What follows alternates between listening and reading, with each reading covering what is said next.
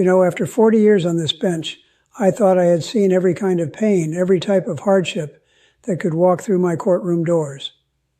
But on that cold Tuesday morning in March, a woman walked in carrying a burden so heavy, so unimaginably cruel, that it broke something inside me. What she told me about where she had been just 24 hours earlier, what had happened to her in the moment she should have been grieving, I still get tears in my eyes thinking about it. And when I heard the full story, when I understood what the universe had done to this poor soul, I had to make a decision that went beyond the law. Let me tell you exactly what happened that day, because this is a story about compassion, about humanity, and about what we owe each other when life delivers its cruelest blows. But before I tell you this whole story, do me a favor. Hit that subscribe button and drop a comment telling me where you're watching from, because what I'm about to share with you is something that needs to be heard. Trust me, you won't want to miss a single word of this. Buckle up, guys. Today we are going to witness a moment where the law collides head-on with humanity. A veteran judge opens the courtroom not with procedure, but with emotion, admitting that after 4 decades on the bench, one woman's story shattered his defenses. From the very first seconds, it's clear this won't be about a routine ticket. It's about pain, loss, and a decision that will challenge what justice really means. I've been a municipal court judge in Providence, Rhode Island, since 1985. That's 40 years of seeing people on their worst days, 40 years of listening to stories that would break your heart or make you believe in the goodness of humanity all over again. Every morning I wake up at 5:30. I make my coffee, strong and black, no sugar, just the way my father taught me when I was a boy. My father came to this country from Italy with nothing but $8 in his pocket and a dream that his children would have opportunities he never had. He worked construction his entire life, and he taught me something I've never forgotten. He said, "Frank, when you have power over people, that's when your character is tested. Use it wisely, use it with mercy." The judge steps back into his own history, explaining the weight of 40 years spent watching people on their worst days. He describes his disciplined routine and the lessons passed down from his immigrant father, who taught him that power reveals character. This moment quietly frames the entire case, showing that what's about to happen is rooted in values shaped long before this courtroom morning. To the courthouse every morning at 8:15 sharp. My clerk, Christina, has been with me for 23 years, and she knows my routine better than I do. She has my case files organized on my desk. She knows I need those first few minutes with my coffee to center myself before I put on the robe, and she can read my mood just by the way I walk through the door. That Tuesday morning, March 14th, I remember walking in and feeling the cold seeping into my bones. It was one of those bitter New England mornings where the wind comes off the water and cuts right through you. As the morning docket unfolds, a single detail changes everything. The clerk mentions a woman who lost her husband the day before and now faces court over a parking ticket. The judge's reaction is immediate and visceral. This isn't anger at the woman, but at the cruel timing of life itself. From this point on, the case is no longer just paperwork. It becomes personal. Christina looked up when I came in and said good morning. She had that look on her face, the one she gets when she knows we have some tough cases ahead. I asked her what we had on the docket, and she handed me the files. Traffic violations mostly, a few parking disputes, nothing that seemed out of the ordinary. But she said something to me that I remember clearly. She said, "Judge, there's one case this morning. The woman just lost her husband. Yesterday was the funeral." I looked at her and felt my chest tighten. I asked what she was cited for, and Christina told me it was a parking violation. I remember thinking to myself, this woman buried her husband yesterday, and today she has to come to court for a parking ticket. I sat down at my desk. Reviewing the file, the judge learns the citation was issued the day after the funeral. He reflects on how absurd and unfair it feels that grief could be met with bureaucracy.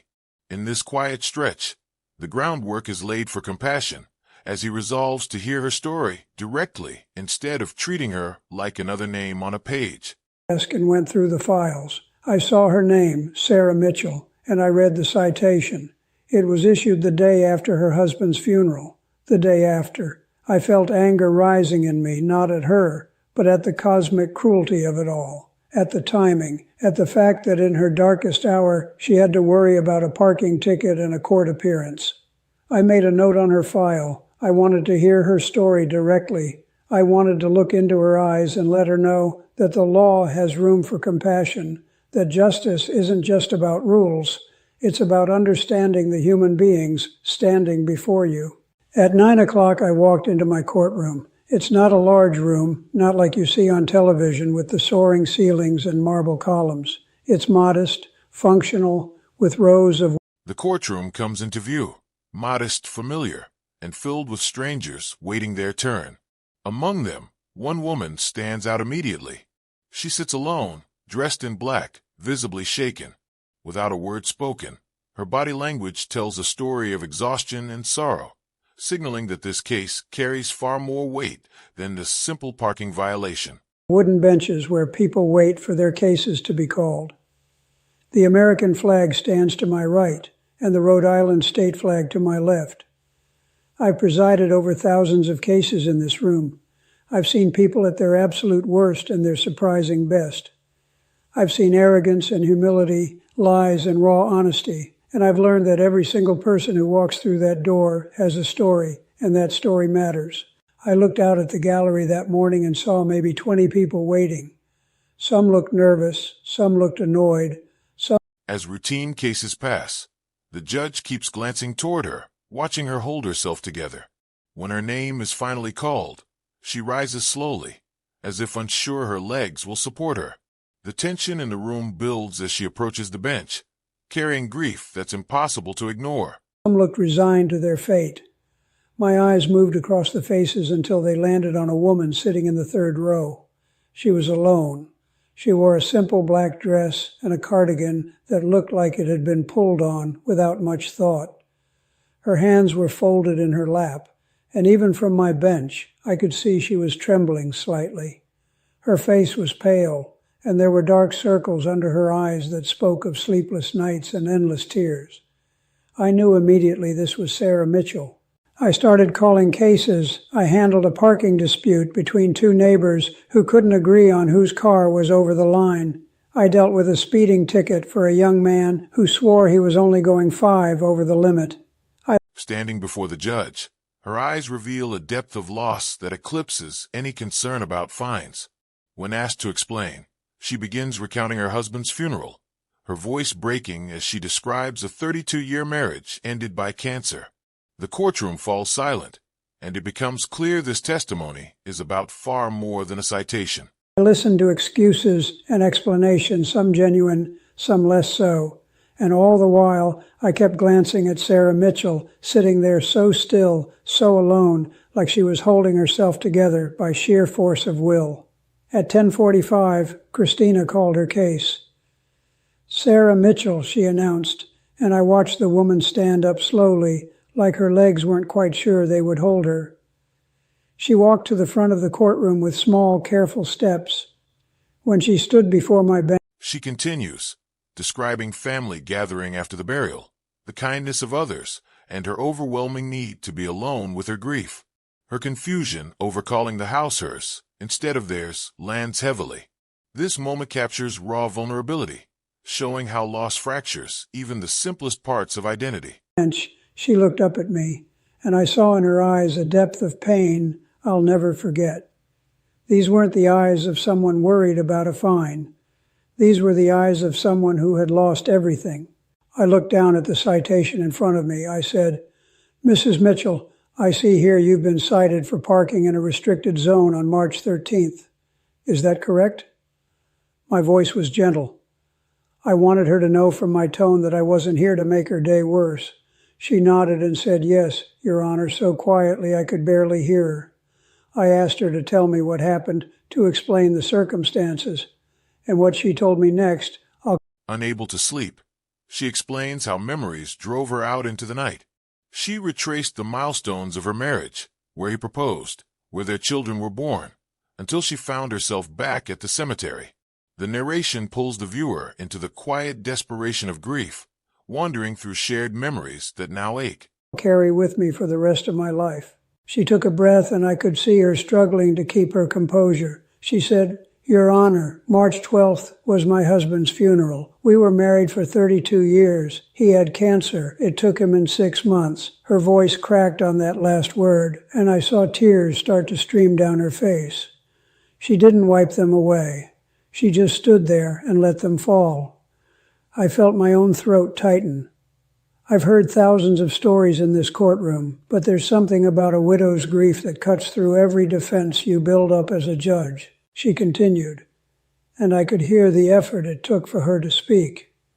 The funeral was at St. Mary's. Sitting outside the cemetery gates before dawn, she speaks to her husband through the windshield, apologizing, confessing fear, and saying goodbye again. Then comes the cruel interruption, a parking officer writing a ticket. The contrast between private mourning and public enforcement hits hard, crystallizing the injustice of the moment. Church, my son drove in from Boston. My daughter came from Connecticut with her 2 children. We buried Michael at Swan Point Cemetery, the place where we used to walk on Sunday afternoons when things were good, when he was healthy. She stopped and closed her eyes, and I gave her time.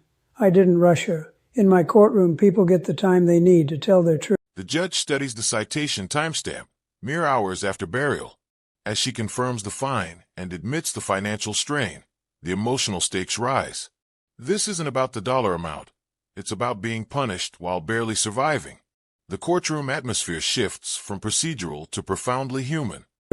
After the burial, she went on, everyone came back to our house. My house. I can't call it our house anymore, can I? She looked at me with such lost confusion that I felt my heart break a little.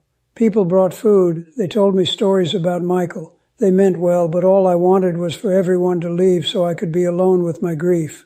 By evening, everyone was gone. My children wanted to stay, but I sent them home. I told them I needed to be alone. I leaned forward, listening to every word. I said, "Mrs. Mitchell, I'm so sorry for your loss. Please take your time." She nodded and wiped her eyes with a tissue. The judge reflects internally, comparing her pain to losses in his own life. He acknowledges the difference between excuses and genuine hardship, emphasizing that justice isn't mechanical enforcement. This section marks the internal turning point, where empathy fully overtakes rigid adherence to rules. She pulled from her purse. "That night," she said, "I couldn't sleep. I couldn't be in our bedroom. Everything there reminded me of him, his reading glasses on the nightstand, his robe hanging on the back of the door. I couldn't breathe in there. So at 2 a.m, I got in my car and I just drove." I understood that immediately. I've been married to my wife Joyce for 48 years. I can't imagine losing her. I can't imagine that kind. He addresses her directly, telling her she did nothing wrong. His words reframe her actions as love, not violation. Hope flickers across her face as the judge makes clear that grief is not a crime. This is the emotional peak where compassion finally breaks through the system's cold surface. Of emptiness. I nodded for her to continue. "I drove to the places we used to go together," she said. "I drove past the restaurant where he proposed to me 40 years ago. I drove past the hospital where both our children were born. I drove past the park where we used to take them when they were little, and then I drove to the cemetery." She paused and took a shaky breath. "I parked outside the gates. They were closed, of course. It was 3 a.m, but I could see where we had buried him just hours before. I could see the fresh earth, and I sat in my car, and I talked." The citation is dismissed completely. The gavel strikes, echoing through the silent room. What follows isn't relief alone, but release, deep, uncontrollable sobs that signal she's been seen and understood. The courtroom witnesses justice delivered not through punishment, but mercy. To him. I told him I didn't know how to do this without him. I told him I was scared. I told him I was sorry for every argument we ever had, for every time I was impatient or unkind. I told him I loved him. The courtroom was absolutely silent. I could hear the clock on the wall ticking. I could hear someone in the back row sniffle quietly. "I don't know how long I sat there," Mrs. Mitchell said. "Maybe an hour, maybe 2. I lost track of time. When I finally looked up, the sun was starting to rise. And that's when I saw the parking enforcement officer writing me a ticket. I was parked in what I guess is a restricted zone right outside the cemetery gates. I got out of my car and I tried to explain. I told him I had just buried my husband. I told him I wasn't thinking clearly, but he said he had to write the ticket. He said he was sorry, but rules are rules. I felt something hot surge. As she regains composure, she thanks the judge for seeing her as a person, not a case number. He responds by affirming her identity beyond the courtroom, reminding her of her strength and her husband's pride. This exchange cements the human connection at the heart of the decision. Through my chest, anger, pure and simple, not at Mrs. Mitchell, at a system that could be so cruel, so inflexible in the face of human suffering. I looked down at the citation again. The parking enforcement officer's signature was there. The timestamp showed 5:37 in the morning on March 13th, less than 12 hours after she had buried her husband. I looked back up at Mrs. Mitchell and I said, "Ma'am, let me make sure I understand this correctly. You buried your husband on March 12th. That night, overcome with grief, you drove to the cemetery in the early morning hours to be near him. And while you were sitting in your car, grieving, trying to find a way..." She walks back down the aisle as strangers reach out with small gestures of comfort. The ripple effect is immediate. Afterward, the judge reflects on how rules without compassion become oppression, reinforcing the lesson his father taught him decades earlier. "To go on, you were given a parking ticket." She nodded. "Yes, Your Honor," she whispered. "And the fine is $75, which I know isn't a lot of money, but right now, with the funeral expenses and the medical bills we're still paying, it feels like a mountain." I sat back in my chair and I had to take a moment. I've presided over thousands of cases. I've seen people try to manipulate the system, lie their way out of tickets, make up elaborate excuses for why the rules shouldn't apply to them. But I've also seen genuine hardship. I've seen people struggling against circumstances that would break most of us. And I've learned that my job isn't just to enforce the law mechanically. My job is to administer justice with wisdom and mercy. Now let me pause. During lunch, the judge can't stop thinking about the case. His clerk reassures him it was the right call, but frustration lingers that the system allowed this to happen at all. This section exposes the quiet aftermath, where the emotional weight doesn't disappear once court adjourns. Pause here for just a second. I need to ask you something. Have you ever experienced a loss so profound that you couldn't think straight? Have you ever been in that place where grief takes over and you just need to be close to the person you lost? Leave me a comment because I actually read them. And if you're feeling this story, if it's touching you the way it touched me, hit that like button for me. I looked at Mrs. Mitchell standing there so small and fragile before my bench. I thought about my own father's funeral 20 years ago. I remembered standing at his grave after everyone had left, not wanting to walk away because walking away meant accepting he was really gone. I remembered my wife finding me there hours later, just standing in the cold, unable to move. I understood exactly what this woman had been going through. The judge takes action beyond the bench, calling parking enforcement to address the lack of discretion shown.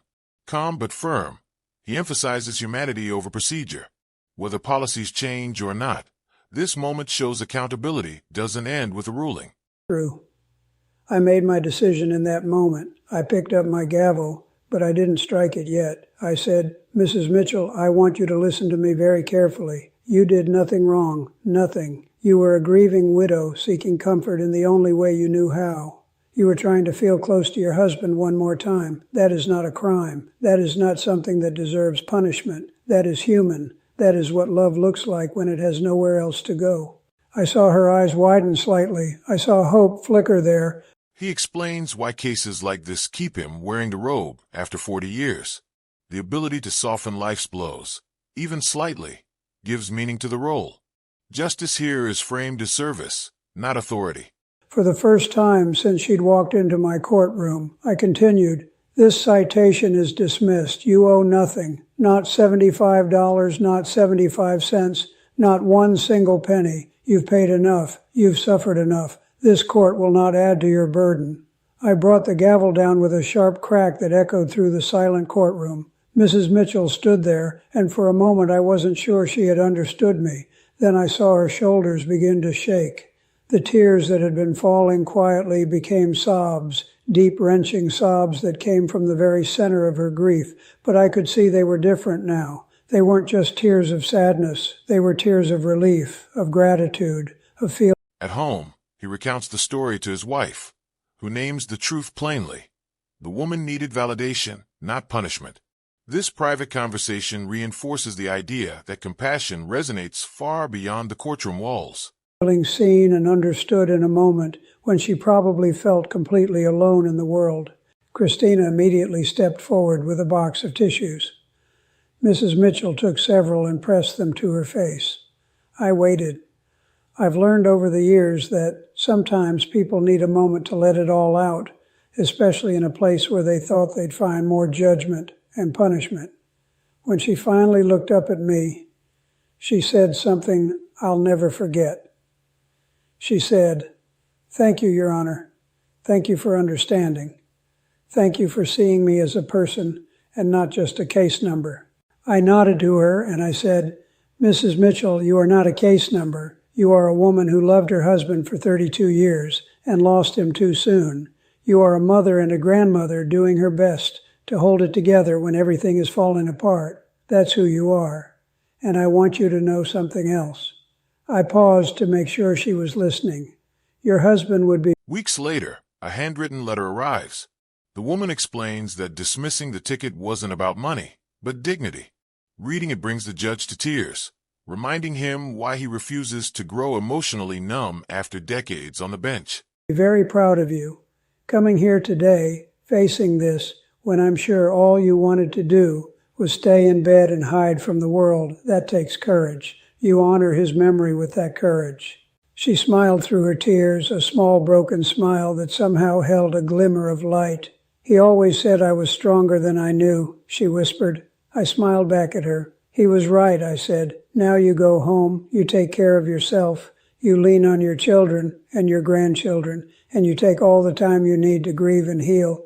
This court case is over." She thanked me again 3 or 4 times, and then she turned and walked back down the aisle. I watched her go, and I saw several people in the gallery reach out to touch her shoulder or hand as she passed. Small gestures of comfort from strangers who had witnessed something real and human in a courtroom.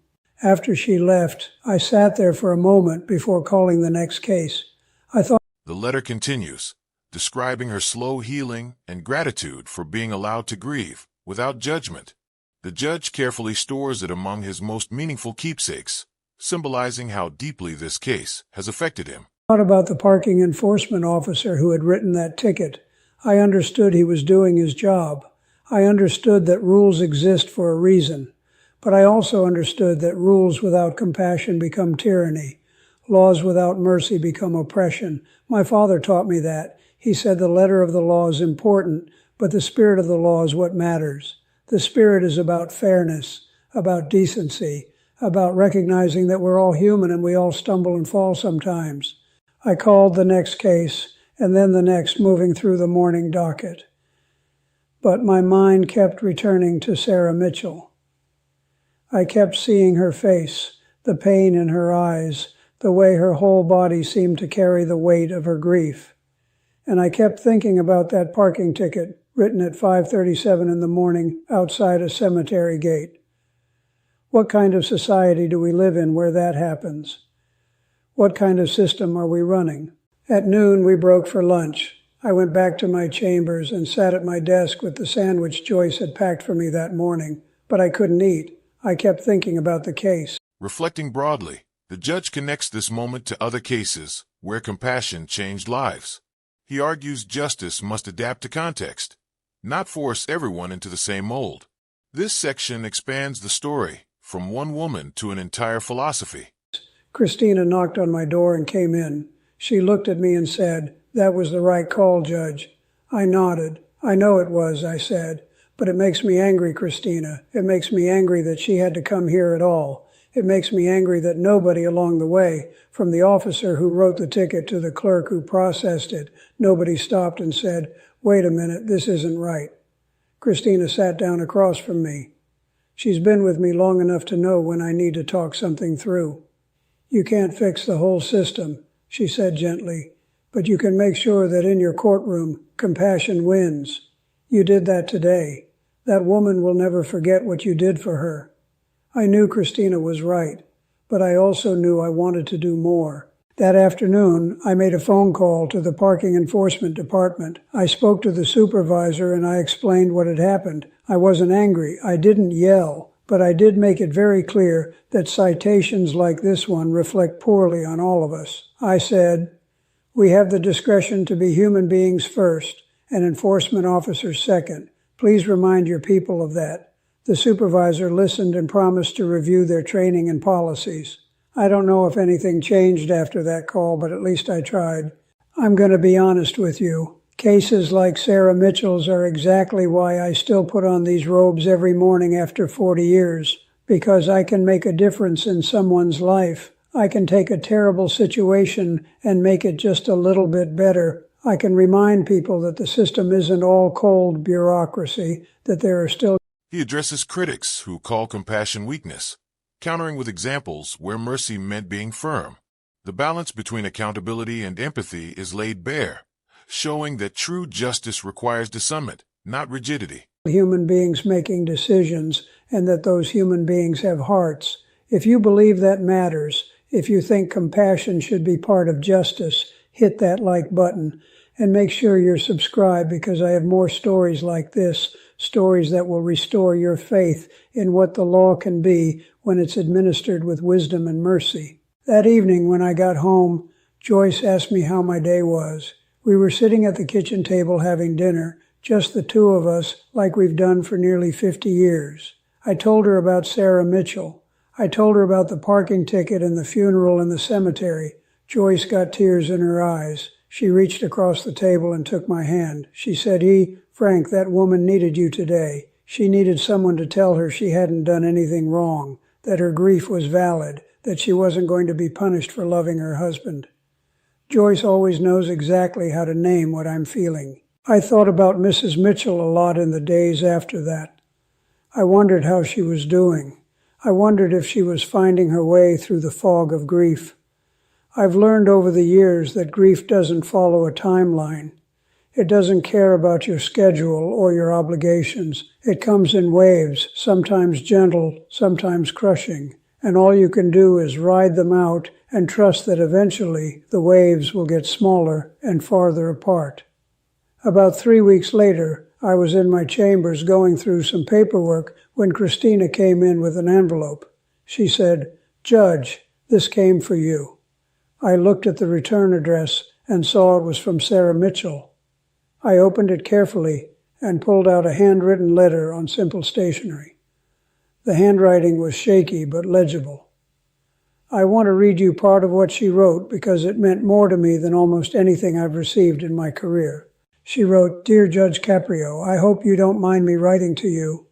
I wanted you..." Speaking to fellow judges later, he defends discretion against claims of unequal treatment. The discussion reveals shared struggles within the system and affirms that fairness doesn't mean sameness. It means understanding. "You to know what your kindness meant to me. The morning I came to your courtroom, I honestly didn't know if I could go on. I was drowning in grief and overwhelmed by all the things I suddenly had to handle alone.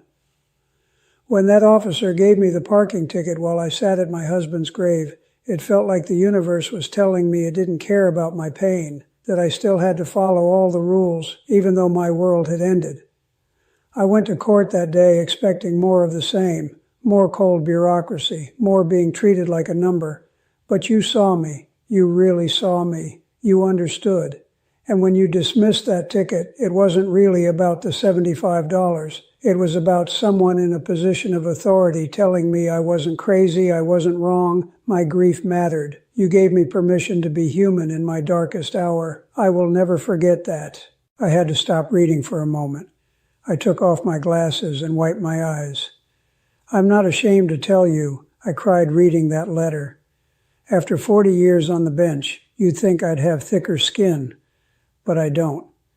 I don't ever want thicker skin, if it means I stop feeling the weight and the gift of this work."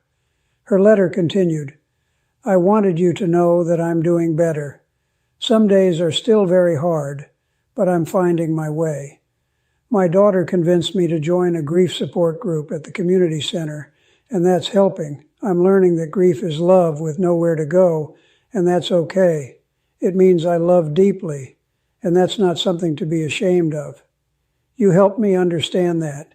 Thank you for your compassion. Thank you for reminding me that there are still good people in the world who care. I will be forever grateful. Sincerely, Sarah Mitchell. I folded the letter carefully and put it back in the envelope. Then I placed it in my desk drawer where I keep the things that matter most.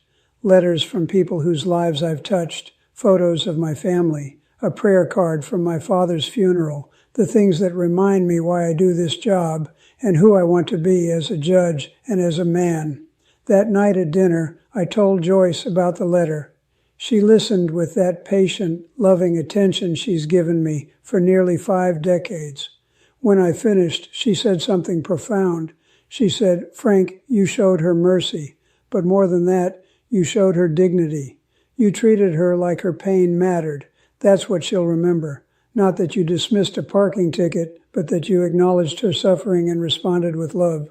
Joyce has always been wiser than me. Other judges share stories of compassion changing outcomes, reinforcing that this approach isn't isolated. The collective reflection restores faith that the system can heal as well as punish when guided by humanity. I started thinking more broadly about the role of compassion in justice. I've been doing this for 40 years, and I've seen the system work beautifully, and I've seen it fail miserably. The times it fails are usually when we forget that laws are meant to serve people, not the other way around. The times it succeeds are when judges, lawyers, police officers, and everyone else in the system remembers that we're dealing with human beings who are complicated, flawed, struggling, and worthy of dignity.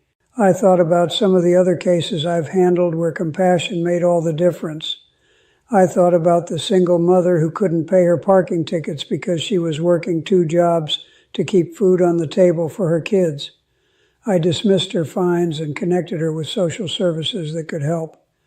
I thought about the elderly man with dementia who kept getting lost and driving the wrong way on one-way streets. Instead of taking away his license immediately and leaving him isolated, I worked with his family to arrange transportation and community support. I thought about the young man with an addiction who kept appearing before me for possession charges. Instead of just sending him to jail repeatedly, I got him into a drug court program where he could get treatment. Last I heard, he's been sober for 3 years and has a job and an apartment. These cases remind me that justice isn't one size fits all. It can't be. Every person who stands before me brings their whole life story with them. They bring their traumas and their triumphs, their strengths and their weaknesses, their good days and their worst days. My job is to see all of that, to understand it as best I can, and to make a decision that serves both the law and the person before me. Before I go further, let me ask you this. Do you think the legal system has enough compassion in it? Do you think judges should have the flexibility to consider individual circumstances, or should the law be applied the same way every single time, regardless of context? I'm genuinely curious what you think. Leave me a comment with your thoughts. And if you're getting something out of this story, if it's making you think about justice differently, hit that subscribe button and that like button. Share this with someone who needs to hear it. The thing is, showing compassion doesn't mean ignoring the law. It doesn't mean letting people off the hook for genuinely harmful behavior. It means understanding context. It means recognizing that not every violation is equal, that circumstances matter, that intent matters, that the... Months later, the judge unexpectedly meets the woman again, now steadier and giving back to others. Her transformation shows the long-term impact of one merciful decision, proving kindness can multiply far beyond its origin. Human story behind the action matters. When someone parks illegally because they're rushing into a store to buy beer, that's different from someone parking illegally because they're sitting outside a cemetery grieving their spouse. The law might say both are violations, but justice requires us to see the difference. I've had critics over the years who say I'm too soft, that I let people manipulate me with sob stories, that I'm not upholding the law properly. I hear those criticisms, and I understand where they come from. But here's what I know after 4 decades doing this work. Mercy and accountability aren't opposites. You can hold people accountable while also treating them with compassion. You can uphold the law while also recognizing extenuating circumstances. And you can be firm when firmness is needed without being cruel. I've also handled cases where compassion meant being tough. I remember a man who came before me for his 7th DUI. 7 times he had gotten behind the wheel drunk and endangered innocent people. He stood there asking for one more chance, telling me he had a problem, asking for mercy. I looked him in the eye and I said, "I'm giving you mercy right now by taking your license permanently and sending you to jail. Mercy for all the people you could kill the next time you drink and drive. Mercy for your family who loves you and doesn't want to bury you. And mercy for you because you need to be stopped before you destroy yourself completely." That's compassion too. Sometimes love means saying no. Sometimes mercy means protection even when it feels harsh. But Sarah Mitchell's case was different. There was no public safety issue. There was no pattern of disregard for the law. There was just a grieving widow trying to feel close to her husband one more time, and a system that punished her for it without thinking. That's where discretion comes in. That's where a judge earns their robes by thinking beyond the citation in front of them. Several months after I dismissed Mrs. Mitchell's case, I was invited to speak at a conference for municipal court judges from across the state. The organizers asked me to talk about judicial discretion and compassion. He reflects on the ripple effect of small acts, realizing how easily cruelty spreads when compassion is absent. The contrast underscores the responsibility held by anyone with authority over others. I accepted immediately because this is a subject I'm passionate about. I prepared my remarks carefully, and I decided to tell Sarah Mitchell's story, with her permission, of course. I had reached out to her and asked if she'd be comfortable with me sharing what happened, and she said she'd be honored if it could help other judges think differently about their role. Standing before a room full of my colleagues, I told them about that March morning. I told them about the parking ticket written at dawn outside a cemetery. I told them about Mrs. Mitchell standing in my courtroom, barely holding herself together, and I told them about my decision to dismiss the case. The room was quiet when I finished. Then a judge from Newport raised his hand and asked, "But what about the law? What about equal treatment under the law? If you dismiss her ticket, don't you have to dismiss everyone's ticket?" It was a fair question, and I appreciated it. I said no, because circumstances matter. Context matters. Equal treatment doesn't mean identical treatment. It means each person gets the consideration and justice their individual situation requires. Mrs. Mitchell's case was extraordinary. She wasn't trying to cheat the system or avoid responsibility. She was grieving. The law must have room for human tragedy, or it stops being justice and becomes mere punishment. Another judge, an older man I'd known for years, stood up and said, "Frank, I think what you did was exactly right. We've gotten so caught up in efficiency, in clearing our dockets, in processing cases quickly, that we've forgotten to see the people before us. Thank you for reminding us why we took this job in the first place." Several other judges nodded in agreement. I felt grateful to be among colleagues who understood that our work is as much about wisdom as it is about law. After the conference, several judges approached me privately to share their own stories of cases where compassion had made the difference. A judge from Warwick told me about a veteran with PTSD who kept getting citations for expired registration. Instead of piling on fines, he connected the veteran with services that helped him get the support and organization he needed. A judge from Pawtucket told me about a teenager caught shoplifting who was actually stealing food because her family was hungry. Instead of prosecution, she arranged for the family to get emergency food assistance and job placement services. These stories reminded me that I'm not alone in believing justice requires a human touch. You know what keeps me doing this job after 40 years? Moments like these, knowing that I'm part of a system that, at its best, doesn't just punish, but also heals. A system that recognizes human dignity. a system that can look at a grieving widow and say, The judge urges viewers to consider how often mercy shaped their own lives.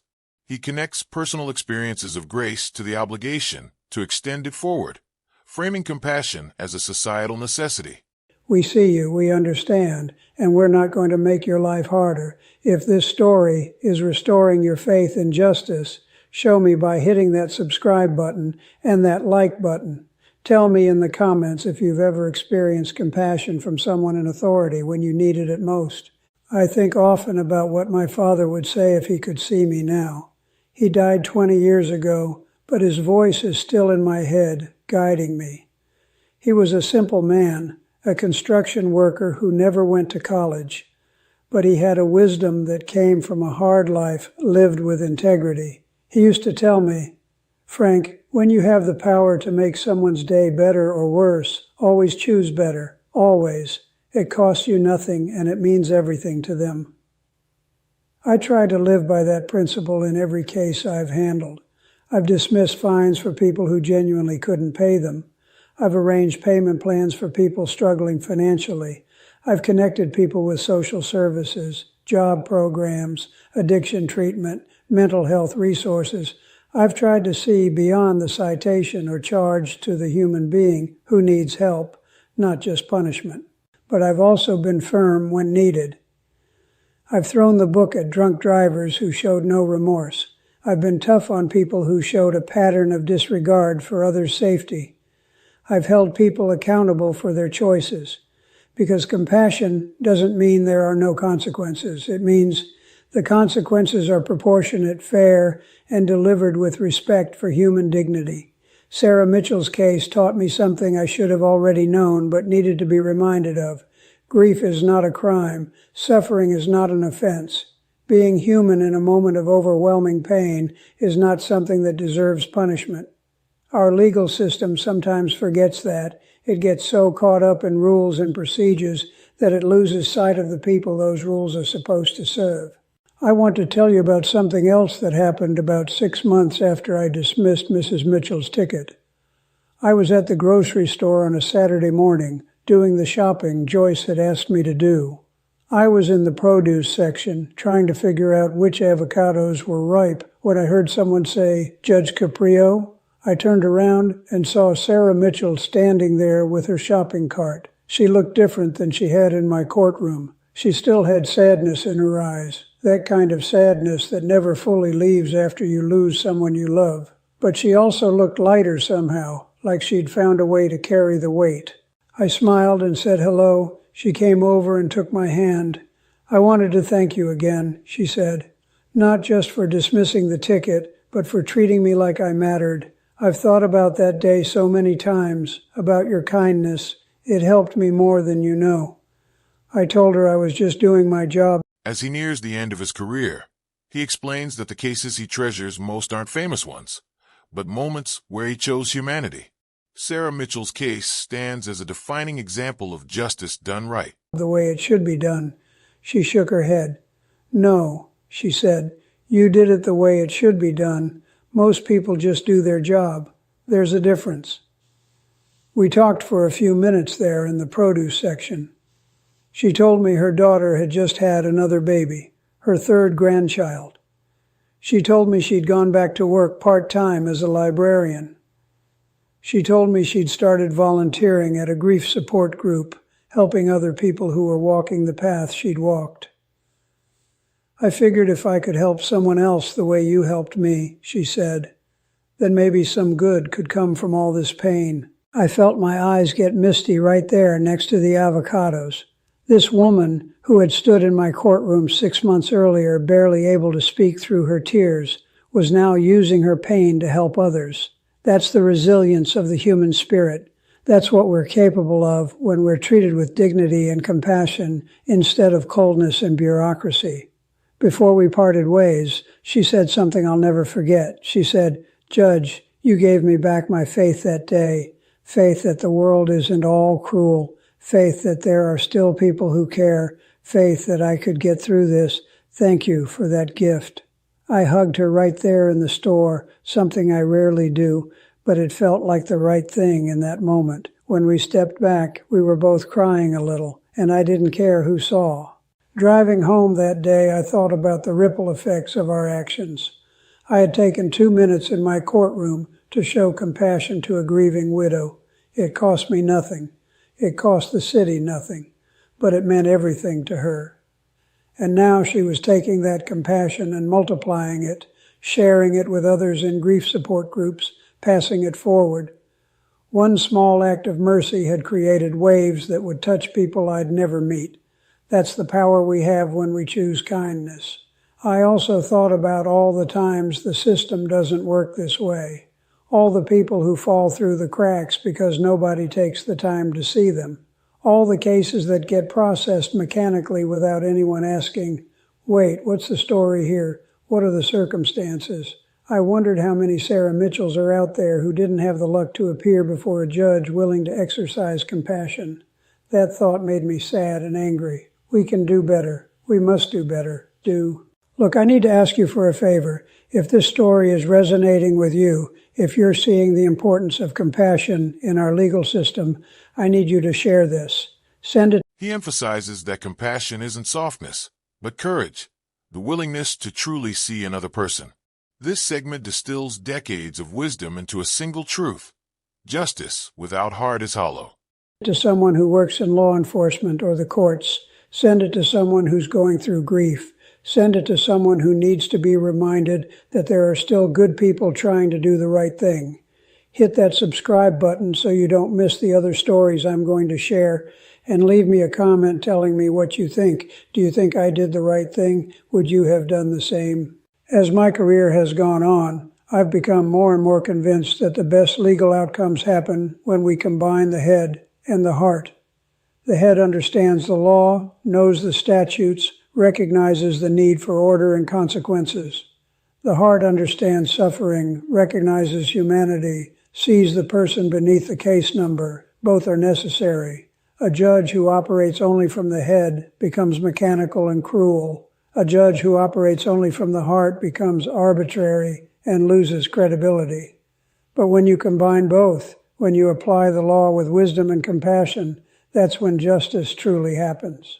I've trained younger judges over the years, and this is what I try to teach them. I tell them, read every file carefully, look beyond the charge to the circumstances, ask questions, listen to the answers, look people in the eye, see them, and then make your decision based on both the law and your understanding of what's just in this particular situation with this particular person. Some of them get it immediately. They understand that justice is an art as much as a science. Others struggle with it. They're so worried about being perceived as soft or being reversed on appeal that they apply the law rigidly without consideration for context. I understand that fear. Early in my career, I had it too. But I learned that the cases I'm most proud of, the ones that let me sleep well at night, are the ones where I had the courage to use my discretion in service of true justice, even if it meant going beyond the strict letter of the law. Sarah Mitchell's case is one of those cases. I could have looked at that citation, applied the fine, and moved on. It would have taken 30 seconds. Nobody would have criticized me, but I would have added to the suffering of a woman who was already drowning in pain. And for what? To prove that rules are rules? To show that the law is inflexible? No. That's not justice. That's bureaucratic cruelty masquerading as law enforcement. I want you to think about something. How many times in your life have you needed mercy? How many times have you made a mistake, been in a bad situation, or just had a terrible day and needed someone to give you a break? Most of us, if we're honest, can think of multiple times. I know I can. I think about the teacher who gave me extra time. The judge challenges viewers directly, asking what they would choose when given power over someone else's experience. His words turn the story outward, making it a mirror for everyday decisions. I'm on a test when my mother was sick. I think about the police officer who gave me a warning instead of a speeding ticket when I was rushing to the hospital after my father had a heart attack. I think about the bank manager who worked with me when I fell behind on my mortgage early in my marriage and Joyce and I were struggling. Those acts of mercy didn't undermine the rules. They acknowledged that I was a human being having a hard time, and that rules should serve people, not crush them. Those people could have been rigid. They could have said, rules are rules, no exceptions. But they didn't. They saw me. They exercised discretion. They chose compassion, and I never forgot it. Their kindness shaped how I try to treat others now that I'm in a position of authority. This is what I tried to do for Sarah Mitchell. I saw her. I understood her circumstances. I exercised the discretion I have as a judge, and I chose compassion, not because I'm some kind of saint, but because it was the right thing to do, because the law allows for it, because justice demanded it. I've been asked many times over the years what I'm most proud of in my career. People expect me to name some high-profile case or some legal precedent I set, but honestly, I'm most proud of the small moments of compassion. The single mother whose fines I dismissed so she could feed her kids. The elderly man I helped get dementia care instead of just punishing his traffic violations. The young addict I got into treatment instead of just jail. And Sarah Mitchell, the grieving widow I refused to punish for loving her husband. These aren't the cases that make headlines. They're not the ones that will be taught in law schools, but they're the ones that matter. They're the ones that remind me why I became a judge in the first place. Not to wield power, but to serve justice. Not to punish, but to make things right. Not to follow rules blindly, but to apply them with wisdom and heart. Let me tell you something else about compassion in the courtroom. It's not weakness. I've heard that criticism before. Judge Caprio is too soft. He lets people off too easy. But that's not accurate. Compassion is not the same as being a pushover. I've sent people to jail when they deserved it. I've imposed stiff fines when behavior warranted it. I've been tough when toughness was needed. But I've always tried to see the full picture first. I've always tried to understand before I judge. And yes, when I see genuine hardship, genuine suffering, genuine human pain, I err on the side of mercy, because I'd rather face criticism for being too compassionate than... In his final reflections, the judge returns to the idea that grief is not an offense and love is not a violation. One small act of mercy reshaped a life and reaffirmed faith in the system. Like the video, subscribe to the channel, and we'll see you in the next video. Face my own conscience for being needlessly cruel. There's a quote I love by the writer Frederick Buechner. He said, "Compassion is the sometimes fatal capacity for feeling what it's like to live inside somebody else's skin. It is the knowledge that there can never really be any peace and joy for me until there is peace and joy finally for you too." That's what I try to bring to every case, the capacity to imagine what it's like to be the person standing before me, to feel even briefly the weight they're carrying, and to make my decisions based on that understanding. When Sarah Mitchell stood in my courtroom, I tried to imagine what she was feeling, the emptiness of losing your life partner, the exhaustion of planning a funeral, the pain of seeing his grave for the first time, the loneliness of sitting in a car at dawn with nowhere else to go, the humiliation of getting a ticket in that moment, the dread of having to appear in court the day after burying your husband. When I put myself in her shoes, even for a moment, the decision became clear. This woman needed compassion, not punishment. I'm going to pause here one more time and ask you something important. In your life, when you have the choice between being harsh and being kind, between enforcing a rule and showing mercy, which do you choose? I'm not talking about when there's danger or when someone is genuinely harmful. I'm talking about the everyday moments when you have power over someone else's experience, the moment you could give someone grace or give them grief. What do you choose? Think about that. And if you believe that choosing kindness whenever possible makes the world better, hit that like button. Subscribe to this channel so you don't miss the other stories I have to share. Stories about what happens when we choose our better angels. You know, I'm 82 years old now. I've been doing this work since before many of you were born. And I've learned that at the end of the day, the only things that really matter are how we treated people and whether we made the world a little bit better or a little bit worse with our time here. The cases I remember, the ones that stay with me, aren't necessarily the most legally complex. They're the ones where I got to be fully human, where I got to use my position not to dominate but to serve, where I got to look someone in the eye and say, I see you, I understand, and I'm going to help. Sarah Mitchell gave me that opportunity. She walked into my courtroom carrying an unbearable burden, and I got to lighten it, even if just a little. I got to send her home knowing that the system wasn't going to kick her while she was down. I got to remind her that there's still goodness in the world, still people who care, still hope even in the darkest times. That's a gift. She gave me as much as I gave her. I also think about the message that case sent to everyone else in the courtroom that day. The 20 or so people sitting in the gallery who witnessed that interaction, they saw a judge treat someone with dignity and respect. They saw compassion in action. They saw that the legal system can work the way it should. Maybe some of them went home and told their families about what they'd seen. Maybe some of them were a little kinder to someone that day because they'd witnessed kindness. Maybe the ripples extended even further than I know. I hope so. This is why I believe so strongly in the concept of restorative justice, in the idea that our system should be about healing and making things right, not just about punishment. Don't misunderstand me. Some people need to be punished. Some behaviors require serious consequences. But many cases, maybe most cases, are opportunities for restoration, for education, for compassion, for helping people get back on track rather than just knocking them down further. Sarah Mitchell didn't need to be punished. She needed to be seen and supported. The parking ticket wasn't going to teach her anything except that the system is cruel. Dismissing it taught her that compassion still exists, that people still care, that she wasn't alone. Which lesson is more valuable? Which one makes our society better? I wish every judge, every police officer, every government official who interacts with the public would ask themselves that question. What is this person really being taught by how I treat them? Am I teaching them that the system is fair and compassionate, or am I teaching them that the system is cold and punitive?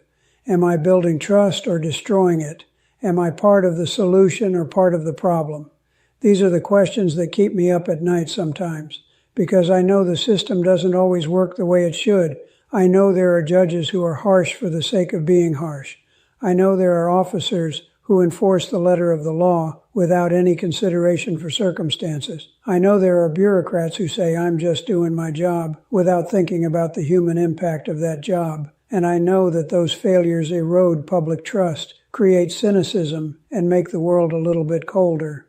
But I also know there are wonderful people throughout the system who get it right, who lead with compassion, who see the humans before them, who use their power wisely and with mercy.